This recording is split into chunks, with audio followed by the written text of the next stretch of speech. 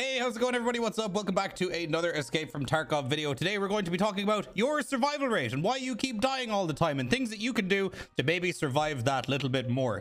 Because as we all know, when the wipe first rolls around, it's kind of a race to get to all the good stuff first, and then everybody else kind of gets left behind. And then, you know, the fight gets 10 times harder to push through, do your quests, level up, get your traders, get all this other stuff done. So hopefully, after you guys have finished watching this and listening to my ramblings, fingers crossed, something in this video will help you out and you will be able to survive many more of your raids. Now, this isn't going to be anything nuts. I'm not going to tell you, hey, go to play an aim trainer for 25,000 hours a week. It's going to be nothing like that. Everything in this video is really simple. It has absolutely nothing to do with like practicing or whatever. It is just all things that people just simply do not think about. You would be surprised if you adhere to a couple of these steps, you would probably survive 50% more of your raids, because a lot of people in Tarkov don't understand that you don't have to take every single fight in the game. People just don't understand that. They hear gunfire, they run at it because they've watched their favorite chads on Twitch do it. As soon as they hear even a pistol go off, they run straight towards it. PvP, blah, blah. Chad mode activated. Let's dolphin dive over 7 buildings and run somebody down. You know, poor Timmy with his SKS out here trying to get his bronze pocket watch. You know, fucking landmarks descending on him like a hawk in construction, you know? Like, so the first thing I'm going to say, stop chasing fights, okay?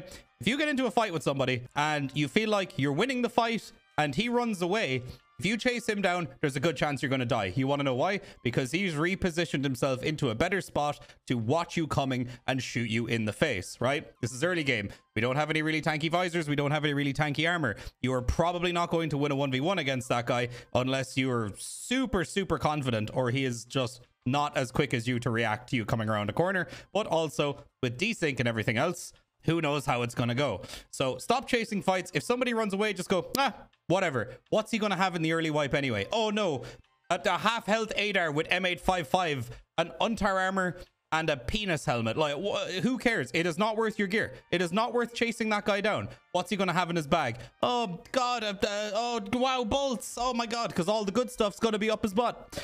There's no reason to chase the dude down, okay? So in the early game, prioritize staying alive at all costs, and chasing kills is a really great way to get yourselves killed, because he also might have retreated back to his friend, so his friend is now holding while he is healing. So think about these situations before you take them, and before you make a decision, think in your head, is this worth my time? Because most of the time the answer is no, and you might as well just leave. Now if the guy has like a really cool gun you want or something like that and you notice it, like, by all means go take the risk, but like 99% of the time it's not worth it. Another thing, on the opposite side of that, stop taking every fight you can, okay? You don't need to take every fight you can. You can simply leave. Like, if you're walking up to the tech store and interchange and you hear 7 naked dudes with shotguns all blasting each other, your first thought shouldn't be, hey, I want to get in there. My first thought is, I like my legs. I'm going to go this way, and I'm going to wait for all these guys to go away, because odds are, if they're already fighting in the tech store, all of the graphics cards and Tetrises are already up their asses. So what's the point in running it down? What do you stand to gain from this? Oh, wow, I'm going to get a bunch of half health 153s and 155s that I can't carry anyway.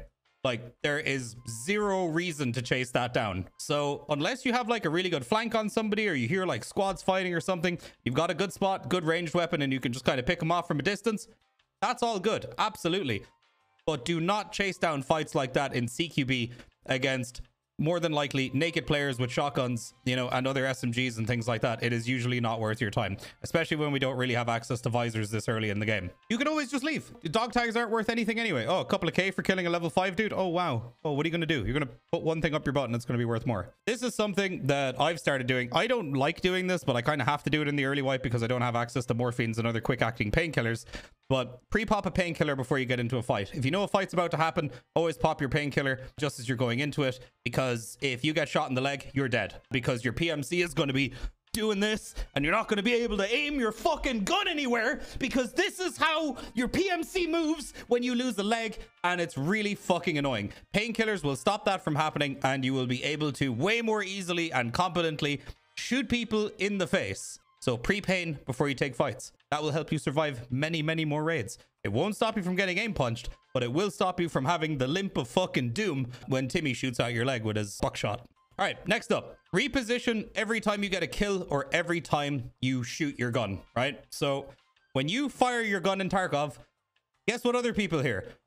bang, right? It's really loud and it's very obvious most of the time where the bullets are coming on, depending on what map you're playing, because the audio is kind of screwed right now. But if you happen to shoot somebody in the face and he heard where that shot came from, say their team is an ollie, you're in tech, and you shoot somebody in the head, the teammate hears it, they're on Discord going, he's in tech store. So now immediately, if that guy has 2 or 3 other teammates, they're all looking at you. What should you do? You should leave the tech store, flank around, go through the gym, and come in by Rasmussen and hold that angle there, because they're all going to be watching the tech store, because that's where they think you're going to be, because people never reposition in this game. One other thing, use your grenades. I've killed so many people this wipe that have just had like 4 grenades in their pockets. Are you afraid to throw them?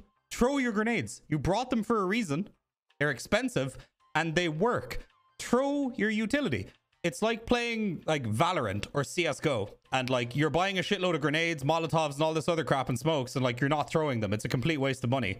Throw them. That's what they're for. You will get kills with them. Grenades are very painful in this game. They will fuck you up or they will kill you. Most of the time, they will kill you. So throw your grenades. Don't be afraid to combat dump your mags. Like if you've got to do like a really quick reload and you just dump that mag out of your gun forever to get another one in there quicker, don't be afraid to do that. I feel like a lot of people never use that, but it saves you like a few valuable seconds in the middle of a fight, to where it could most definitely save your life. Like it absolutely will save your life. I kind of covered this earlier, but disengaging sometimes to a better spot for you. So it's kind of the same as the repositioning thing, where you can kind of funnel people more towards you if the team decides to chase you down. Also, while you're in the middle of a fight too, if you're standing behind cover and you think there's multiples of them, sometimes it's not a bad idea to just sit very still, as quiet as you can, and just listen. And try and figure out if somebody's trying to flank you or if other teams are coming up behind you, so that you can use that information to get out of dodge. Because I've had it happen where 2 squads have kind of rolled up while I was fighting 1 squad, and then I just kind of go, fuck this, and I kind of back out a little bit, and then those squads start fighting each other, and now you have yourself an opportunity where you can third party the teams. It doesn't always work out like that. It's pretty rare that that happens, but when it does, it's really satisfying, and it generally makes the fight way easier for you, because while they're focusing on each other, you can just be like, you know, just picking people off. And in there, if they're in the middle of a gunfight, they're probably not even going to hear your shots or understand where they're coming from. They'll just think they're being killed by the other team. So that is the way she goes. Also, lads, one other super important wipe survival tip. If you have a quest and it's to go to some extremely high traffic area, so let's say, for example, customs, dorms, right? A lot of people have a lot of issues with dorms and staying alive there. If you have a quest and you need to go there, don't just bum rush it at the very start of the raid. Now, the only exceptions to this is if you get a spawn really close to it, then by all means, run up there, grab your item and leave. But if you're not comfortable with it, the best thing you can do is just not sprint straight to dorms, right? Take your time, do some looting on the way, maybe go loot Big Red, go loot storage, maybe go over loot crack house, loot fortress, just kind of casually chill, loot that stuff, because the other people that are running to grab those quest items are also going to want to leave as soon as they grab them.